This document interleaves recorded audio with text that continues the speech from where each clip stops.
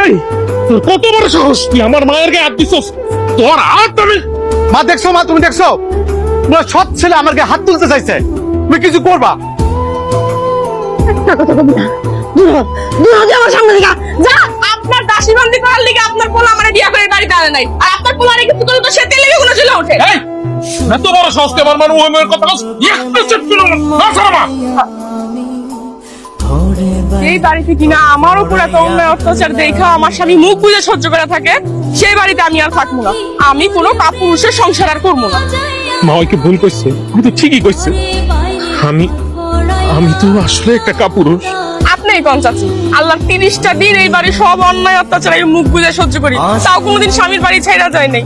অথচ এই বাড়ির প্রত্যেকটা মানুষ প্রতিনিয়ত আমার অপমান করে, কথা শোনায়। আমার শাশুড়িরে আমি তার নিজের মার মতো দেখি, তার সেবা যত্ন করে আমি, তাও তার মন পাই না।